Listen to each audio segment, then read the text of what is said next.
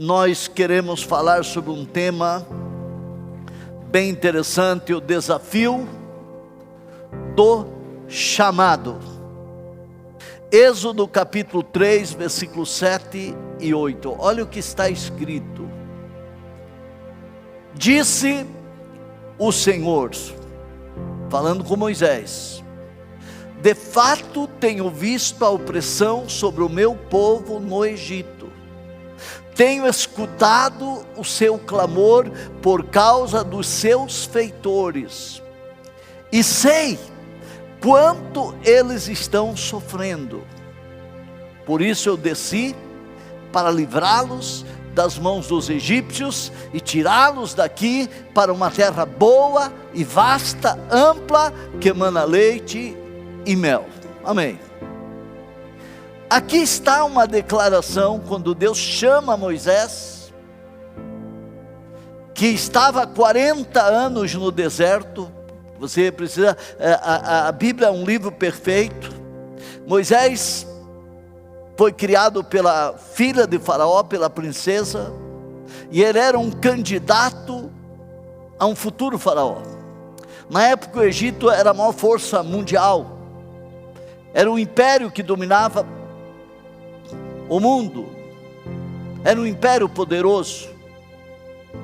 E Faraó foi criado no palácio de Faraó durante 40 anos.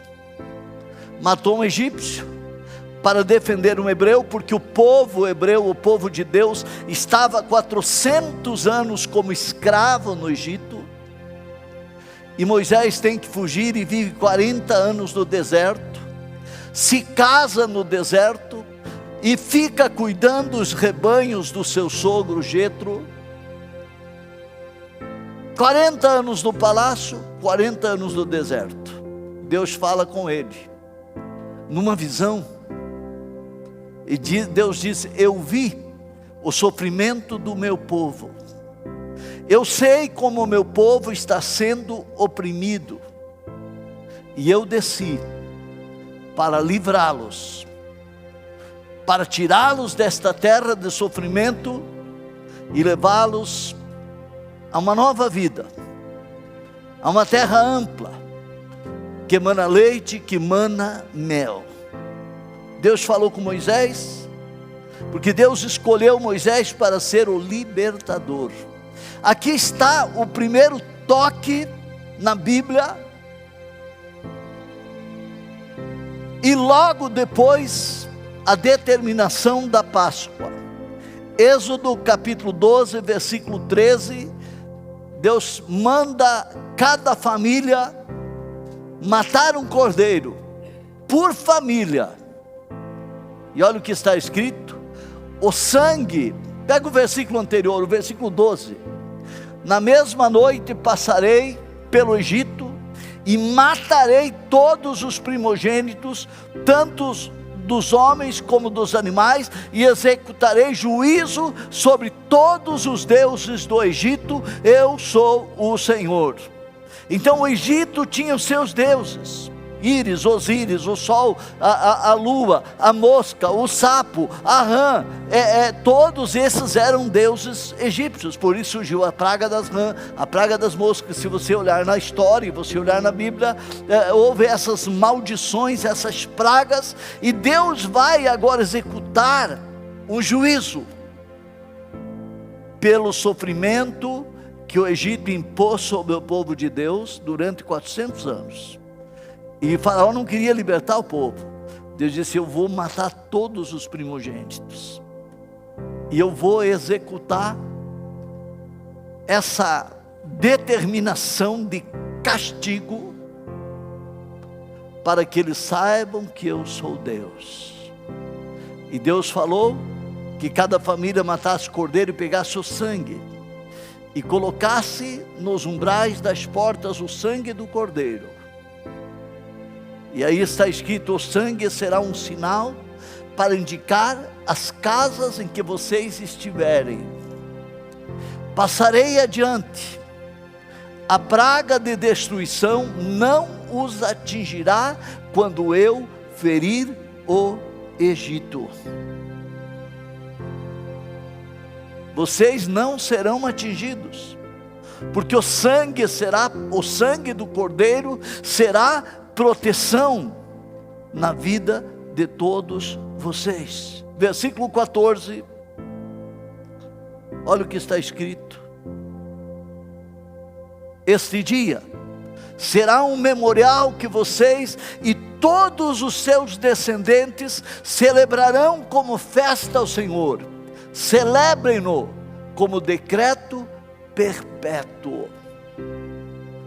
Você sabe quando Jesus morreu na cruz? Na preparação para a Páscoa. Por isso que nós estamos comemorando a Páscoa. Domingo de Páscoa não é porque Jesus ressuscitou, é porque já no passado, quando Deus tirou o povo da escravidão e deu um sinal para o povo que eles deveriam matar um cordeiro e usar o sangue do cordeiro para proteger a casa, proteger a vida e a família. E Deus disse: isto vocês vão celebrar perpetuamente. E todo judeu, todo ano, Israel tem a festa da Páscoa, para celebrar a grande saída da escravidão para uma nova vida. E é por isso que nós estamos trabalhando um tema como nunca antes. Moisés é um tipo de Cristo, mas o cordeiro que foi imolado lá por cada família também é o maior tipo do Antigo Testamento que representa a pessoa de Cristo. 700 anos antes de Cristo morrer na cruz, Isaías 53:7 está uma declaração muito importante, falando do que Jesus iria sofrer na cruz.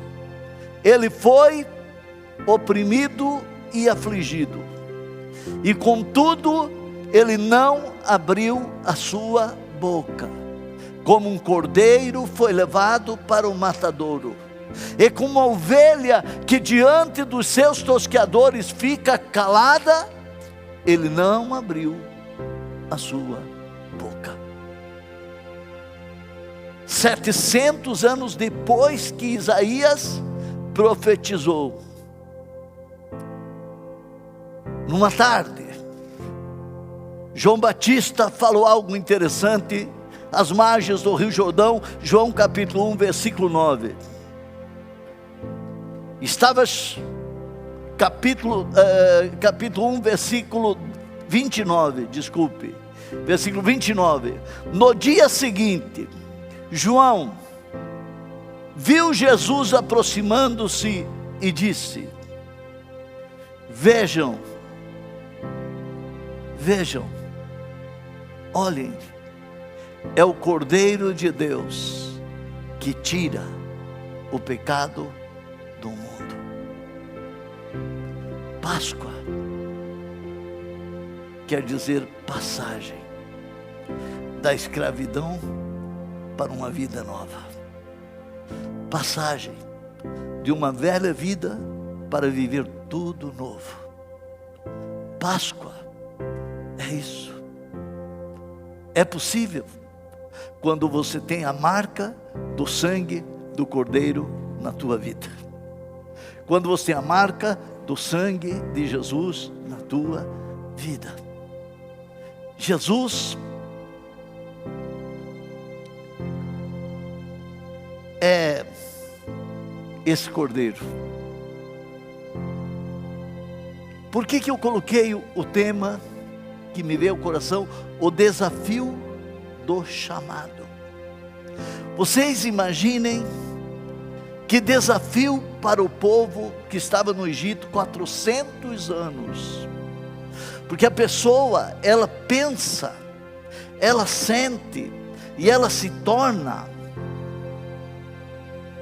dependendo do meio em que ela vive, das pessoas com quem ela convive. A situação que ela vive dia a dia molda a pessoa. A pessoa torna-se uma cultura, torna-se um hábito.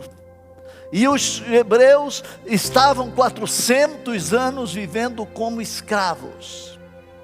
Eles não tinham sonhos, eles não tinham um objetivo na vida, eles não tinham esperança e um futuro, eles não tinham um alvo a ser alcançado, mas alguém os desafia, alguém os chama para uma nova vida, para sair da escravidão, para trilhar um caminho e alcançar uma terra que manava leite e mana mel. Isso não está na Bíblia por acaso.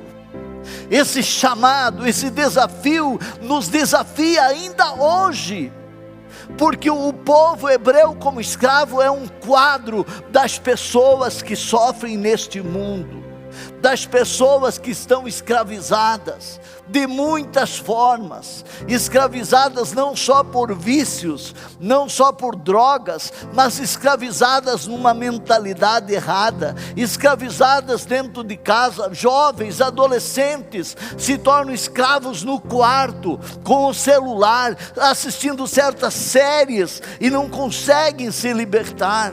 É um desafio de Deus que nos chama, que nos convoca para uma atitude e para viver uma vida diferente dentro de um propósito e dentro de um plano que Deus traçou. Desafio, ato ou efeito de desafiar ou chamar alguém para o combate, provocação, incitação, convite, estímulo, inspiração. Arrostar é enfrentar perigo sem medo. Provocar é desafiar para o combate, o desafio de ir contra um sistema do mundo, o desafio para viver uma nova vida, o desafio de conquistar almas depois de ser salvo, o desafio de ser uma coluna, um alicerce na fé, o desafio de crer, mesmo que não veja resposta imediata, o desafio para viver uma nova vida, o desafio requer desprendimento. A pessoa desafiada precisa ter coragem para mudar, para quebrar os moldes, quebrar os paradigmas que formaram a cabeça da pessoa. Sabe o cavalo de padeiro? É aquele que tem um negócio aqui, ó, e ele vai caminhando. Antigamente era assim, distribuía pão com uma charrete e tinha o cavalo do padeiro. O padeiro não precisava nem mandar, o cavalo já ia, chegava na casa, o cavalo parava, entregava o pão. O desafio de Deus é para você ampliar a visão, saber que há um Deus que te ama, há um Deus que sacrificou o cordeiro lá no Egito como uma tipologia, como uma sombra do que seria o Cristo no futuro, o Cordeiro de Deus sacrificado por nós lá na cruz, para nos tirar da escravidão, para nos levantar, para fazer de cada um de nós alguém que influencie, alguém que viva plenamente abençoado e que viva uma vida abençoada e feliz. Por isso eu coloquei o desafio do chamado. Chamado é uma convocação, é um convite, é uma escolha, é uma designação, e Jesus nos chama para uma nova vida. Jesus começou chamando pessoas, o mundo não conhecia, ele vem e ele passa pelo mar da Galileia, encontra Pedro e João e disse: venham após mim. Que desafio! Aqueles dois jovens pescadores, e ele diz: venham após mim, e eu vos farei pescadores de homens. Coloca aqui no telão, quero que você leia esse versículo. Vinde após mim, e eu vos farei pescadores de homens. Eles estavam ali limpando as redes, consertando as redes, e Jesus aparece na vida deles. De repente Jesus aparece caminhando e os desafia: sigam-me.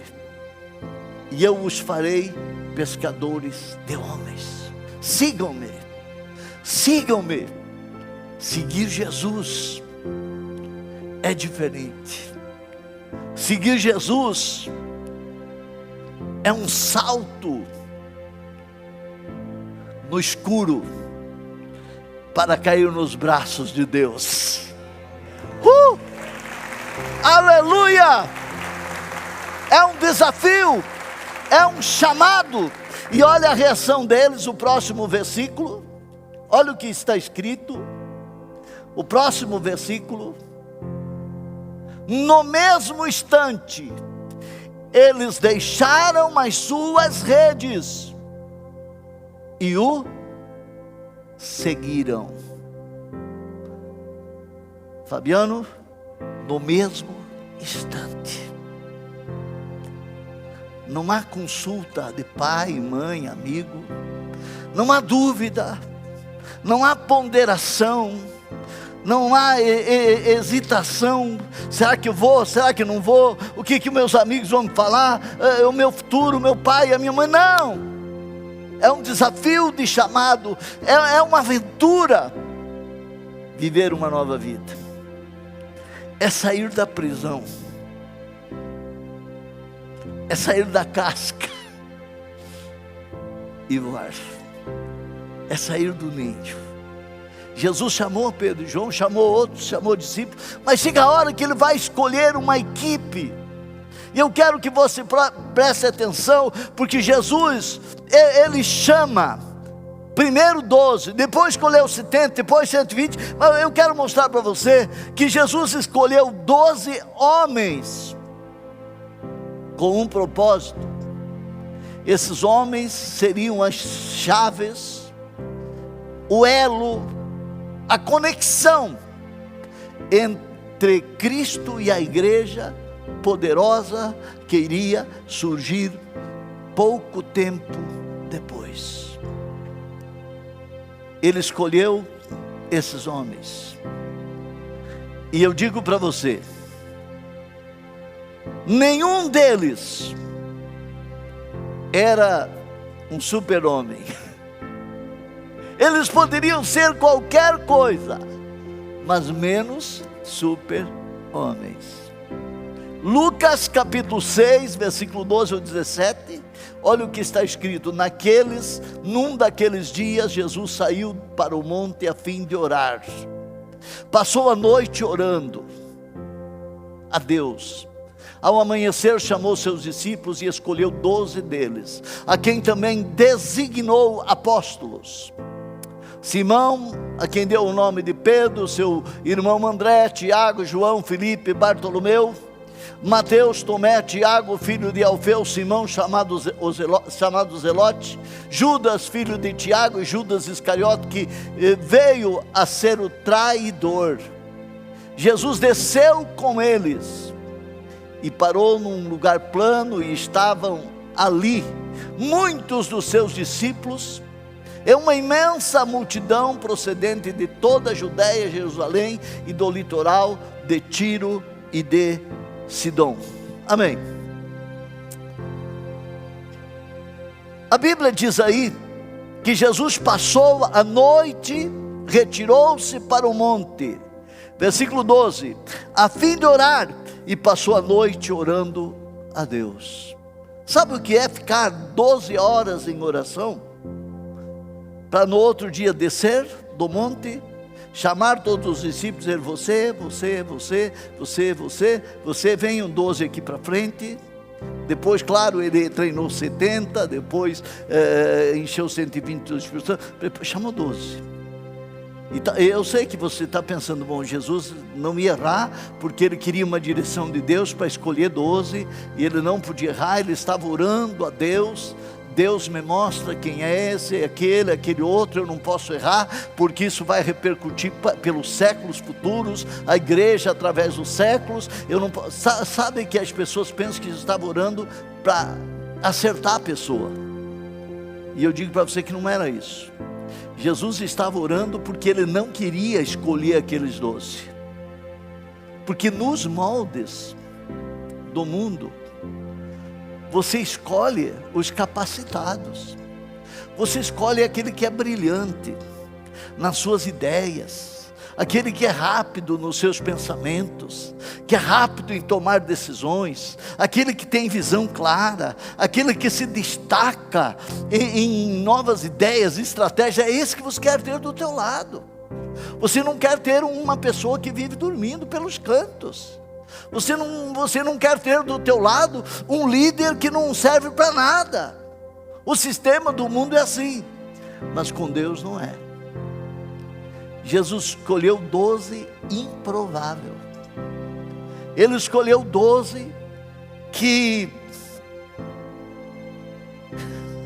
se você for olhar nas características, não havia nenhum deles nobre, nenhum deles brilhante, nenhum deles influente, nenhum deles que era notável em qualquer coisa. Não havia nenhum deles que era poderoso. Ao contrário, estava lá Pedro, que era um intempestuoso, mandava armado, qualquer coisa partia para a briga. Tinha um Tomé que era incrédulo, tinha o Mateus que era odiado, cobrador de impostos, Judas que era um homem sem caráter, se tornou traidor. Então eram pessoas que tinham falhas terríveis, seriam os últimos para serem escolhidos, seriam os últimos para serem escolhidos, para influenciar o mundo. Porque quando Deus escolhe uma pessoa, que você aceita o chamado, não é para você continuar sendo a mesma pessoa, é para você andar com Ele, e com Ele você se torna poderoso, poderosa, você se torna influente, você consegue ir a lugares onde uma pessoa comum não vai. Com Deus você consegue ver o que uma pessoa comum não vê. Com Deus você planta onde ninguém planta, você colhe onde ninguém colhe, e você desfruta, porque com Deus milagres acontecem. Jesus escolhe aqueles que não são. Sabe por quê? Porque o método divino era escolher pessoas insignificantes, pessoas rejeitadas. 1 Coríntios 1:28. Paulo foi muito feliz, inspirado pelo Espírito, quando escreveu isso. Olhe, ele escolheu o que para o mundo é insignificante, desprezado, e o que nada é, para reduzir a nada o que é. Eu me coloco nesse quadro aqui.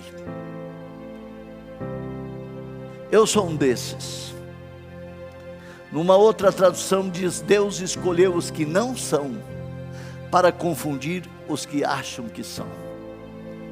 Sabe por quê? Que esse é o método divino. Porque quando Deus escolhe, Ele não olha se você é importante, influente ou alguém. Ele te escolhe por aquilo que Ele irá fazer na tua vida. Ele escolhe por aquilo que Ele irá fazer na tua vida. Ele escolheu um punhado de homens insignificantes. É incrível isso, porque às vezes a pessoa se sente o pior dos piores. É você que Jesus chama. Deus escolhe aquela pessoa que muitas vezes está no fundo do poço. Se você olhar, eu não tenho tempo para isso, mas se você olhar os homens que se juntaram a Davi, quando Davi estava na caverna de Adulão, perseguido pelo rei Saul, porque mais tarde Davi se tornou rei de Israel, a Bíblia diz que se juntaram a ele os amargurados de espírito, os desprezados, os endividados. Eram cerca de 400 homens que se juntaram a Davi. Aqui, ó. Também juntaram-se a ele todos os que estavam em dificuldades, os endividados e os descontentes, e ele se tornou o líder deles. E havia cerca de 400 homens com ele. Os que estavam em dificuldades, os endividados, os descontentes, os perseguidos, os amargurados, homens que não tinham esperança, se juntaram a Davi numa caverna. Davi tinha unção para ser o rei, e Davi se tornou o líder deles. Isso é um quadro. Davi é o tipo de Cristo no Antigo Testamento. Davi representa Jesus. Quando você se une a Jesus, você pode estar amargurado, endividado, em dificuldades. Se Jesus for o teu líder, você vai se tornar um valente de Jesus. Você se tornará um valente, porque se você olhar no segundo livro de Samuel, você vai ver quando Davi assume o reinado, e ele se assenta no trono, e ele recebe a coroa para ser o rei e reinar em Israel. Aí vem os homens que ajudaram ele a reinar, e está escrito: os valentes de Davi, os homens que assumiram o comando do exército, os homens que assumiram a guarda real, os homens que cuidaram de setores, os homens que andaram com ele e ocuparam posições chaves para que a nação fosse abençoada. Sabe quem eram? Eram os 400 que um dia não tinham esperança, que um dia não tinham sonhos, que um dia não tinham alegria, os homens que não tinham ninguém por eles.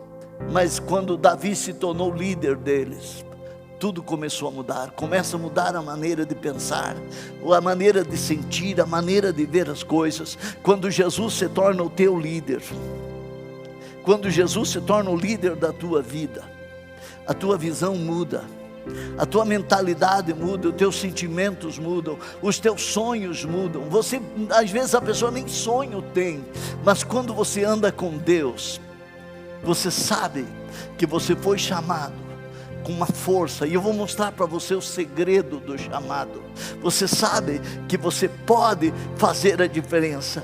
É importante, porque quando Jesus chama aquilo que é sem valor, o imprestável, ele se torna altamente valioso. É desta maneira com que Deus constrói o seu reino. Foi assim com os primeiros discípulos, e assim é hoje. Interessante. Eu, quando analisava essa questão, esse assunto, eu analisei o ambiente de 2000 anos atrás. Na época em que Jesus caminhou na Palestina, o mundo era um lugar selvagem, era um lugar de derramamento de sangue, de paixões incontroláveis, de ódio fanático. Os principais prazeres eram a imoralidade, a idolatria, e o pior de tudo, a crueldade. Nós estivemos, eu e a pastora, em Cesareia de Filipe. Lá nós visitamos as ruínas do Palácio de Herodes. E bem do lado da ruína do Palácio de Herodes, quem for conosco agora em setembro, nós iremos, mas no final do mês iremos para Israel. Nós vamos visitar esse lugar. É um lugar que marcou a minha vida quando eu era menino, que eu assisti o filme que tem o título Ben-Hur. Foi filmado as cenas daquelas carruagens, aquelas bigas, aquelas lutas selvagens, foi nessa arena. Lá tem do lado das ruínas do palácio uma arena imensa, como um campo de futebol, ainda com as arquibancadas corroídas pelo tempo de 2000 anos, e aquela arena onde aqueles cavalos com aquelas bigas romanas, que os cavalos desfilavam, desguerreavam, gladiadores lutavam. E na época o divertimento das pessoas era poder sair e assistir um espetáculo e ver a pessoa sangrando, ver a pessoa gemendo, ver a pessoa morrendo. Era um tempo muito difícil, era um tempo terrível, e Jesus chama 12 homens comuns, que teriam uma missão de levar o evangelho àquele mundo. É terrível. Os discípulos não tinham muitas ideias, eles somente teriam uma história para contar: a obra da cruz e o Cristo vivo. Aqueles 12, nenhum deles era sofisticado para falar, eles eram homens simples e letrados, com exceção de Judas Iscariote e de Mateus. Eles até falavam meio caipirão, assim, no estilo galileu, totalmente inadequado para a época. Eles teriam que chegar aos confins da terra. Eram homens que não andaram 50 quilômetros de distância, não conheciam nada. Esse dia eu conversei com o senhor ali no Lajado Crescêncio, mora há 65 anos lá, e ele nunca foi no trevo do Cachimbo. Ele não conhece ali o trevo da saída não conhece o trevo do caminho, não conhece a saída lá para Jaborá. 65 anos lá no Lajado Crescêncio. A maior viagem que ele fez foi a Concórdia. Os 12 eram mais ou menos assim, mas eles têm a missão de entrar no palácio de César, de levar o evangelho ao Império Romano, de conquistar exércitos pelo evangelho, de sacudir imperadores pelo evangelho, de converter tribos selvagens nas mais longínquas fronteiras. Por isso o evangelho chegou até aqui. Esses 12 não tinham capacidade nenhuma. Sabe quando a pessoa trabalha e faz tudo errado, porque não é apto para o trabalho? Costuma-se dizer: não, esse é um 0 à esquerda. Ele começa, não termina, ele coloca a mão, quebra, ele nada dá certo com ele, é um 0 à esquerda. Era 12, 0 à esquerda. O problema é que Jesus é o número 1, e tu pega o 0 com 1, dá 10. Não importa se você é 0, contanto que Jesus seja 1 no teu lugar, você do teu lado, você vai ser 10, sempre. Não importa que você seja um 0, Ele transforma, Ele capacita. O segredo de Jesus ao escolher esses homens é que Ele anteviu esses 12 se tornando uma força mundial. É forte isso aí, Tiago. Jesus anteviu os 12 se tornando uma força mundial. Eles vão alcançar os confins da terra, eles irão por todo o mundo pregar o evangelho. Jesus anteviu, porque qual é o segredo, pastor? O segredo é que Jesus não contava com a capacidade deles, mas Jesus contava com a capacitação do Espírito Santo na vida de cada um deles. Amém, irmão. Obrigado pela motivação.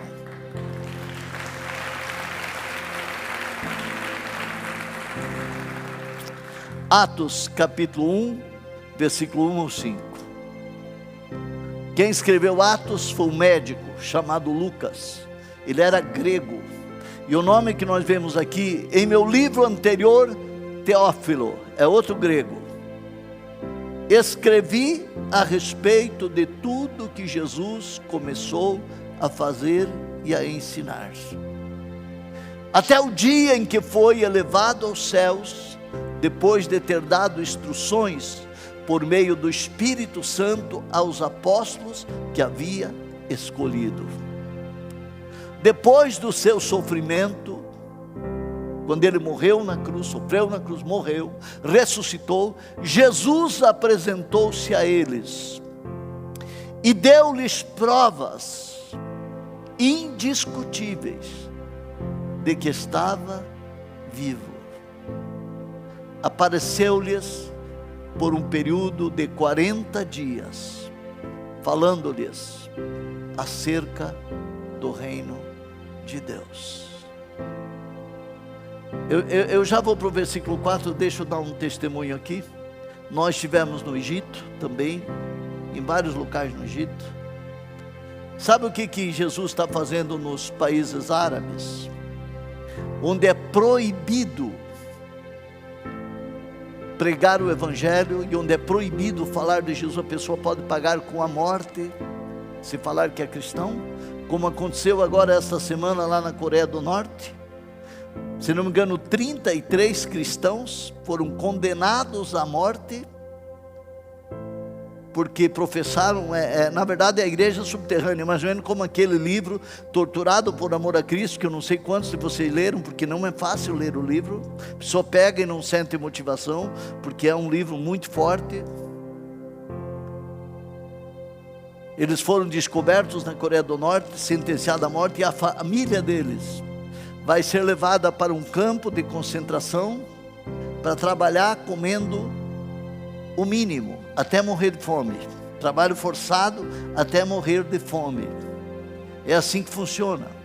Mas no Egito está acontecendo o seguinte: eu vi testemunhos de pessoas na casa terem uma visão de Jesus, e Jesus aparecer para a pessoa muçulmana, árabe, e a pessoa no desespero para salvar alguém doente, faz uma oração e pede se há um Deus que venha, se há um Deus além de Maomé, porque Maomé foi um homem, um profeta, que eles creem que é o profeta deles. Os restos mortais de Maomé estão na Arábia Saudita, em Meca, num túmulo de pedra preta. Todo ano tem milhares de muçulmanos que vão lá adorar e, enfim, visitar o túmulo, o cadáver do Deus deles, do Maomé, do profeta. E quando esses árabes, no desespero para salvar alguém, clamam, e muitos deles têm tido uma visão de Jesus, Jesus aparece para eles, eles entregam a vida para Jesus e passam a servir a Deus. E tem esse testemunho, tem surgido. O que aconteceu ali? O versículo 3, Jesus apresentou-se a eles e deu-lhes muitas provas indiscutíveis de que estava vivo. Apareceu-lhes por um período de 40 dias, falando-lhes acerca do reino de Deus. Versículo 4, certa ocasião, enquanto comia com eles, deu-lhes esta ordem, olha a ordem: não saiam de Jerusalém, mas esperem pela promessa do meu Pai, da qual lhes falei. Pois João batizou com água, mas dentro de poucos dias vocês serão batizados com o Espírito Santo.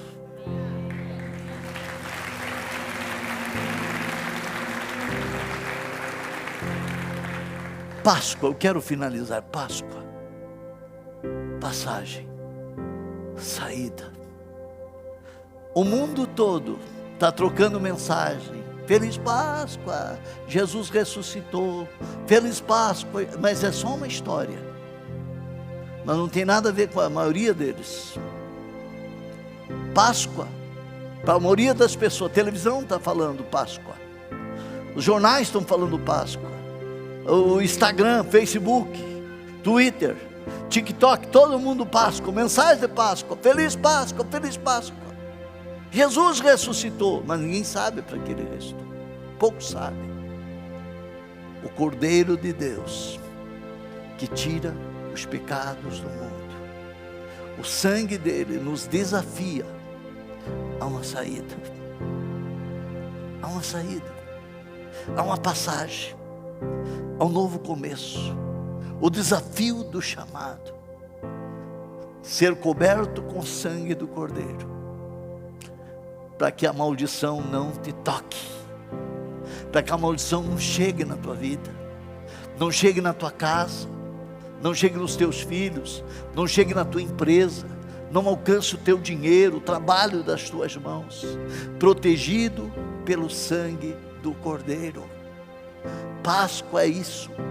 Jesus derramou seu sangue, mas ele se apresentou como infalíveis provas, indiscutíveis provas de que estava vivo.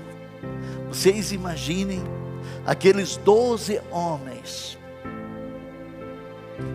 indoutos, iletrados, semi-analfabetos, comem com Jesus ressuscitado. Eles sabem que Jesus está vivo, e eles ficam em Jerusalém, e de repente, no capítulo 2, vem do céu um som como um vento veemente, impetuoso, e encheu toda a casa em que estavam, e foram vistas línguas repartidas como que de fogo, pousando sobre cada um deles, e todos foram cheios do Espírito Santo. Todos cheios do Espírito Santo. Todos cheios do Espírito Santo. Todos. Imagine quando você for cheio do Espírito Santo, o que vai acontecer com a tua vida. Busque. É para você. Páscoa é isso. Páscoa é uma nova vida, é um novo começo, é viver como nunca antes. Páscoa é isso, é um chamado, ser coberto pelo sangue, porque Ele não está mais na cruz, Ele está vivo. Aqueles 12 homens, com exceção de Judas que o traiu, eles colocaram o mundo de cabeça para baixo. Eles se tornaram tão influentes e poderosos, que eles chegaram ao palácio de César, que eles chegaram aos lugares mais distantes, que eles conquistaram cidades, que eles desafiaram autoridades, que eles enfrentaram a morte. Eles, meu Deus, Hebreus 11, a galeria dos heróis da fé. Que mais direi? Faltar-me-ia tempo para falar de Gideão, de Baraque e de Sansão, e aí ele vai colocando no relatório os quais venceram o reino. Coloca aí, eu quero, olha, que mais direi?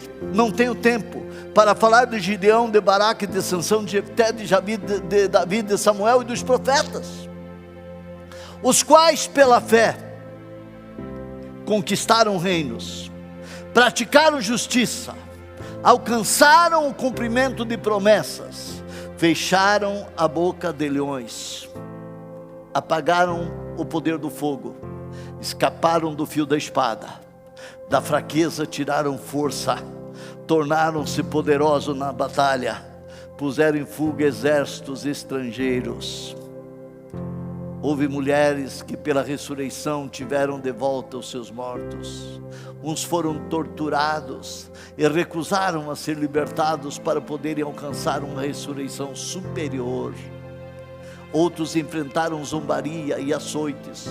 Outros ainda foram acorrentados e colocados na prisão, apedrejados, cerrados ao meio, postos à prova, mortos ao fio da espada. Andaram errantes, vestidos de pele de ovelhas e de cabras, necessitados, afligidos e maltratados.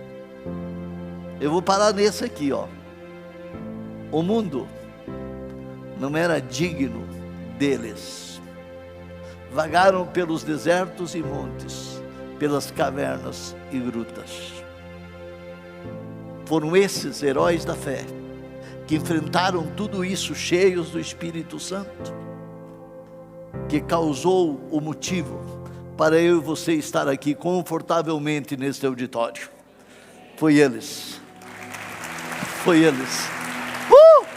Foi eles.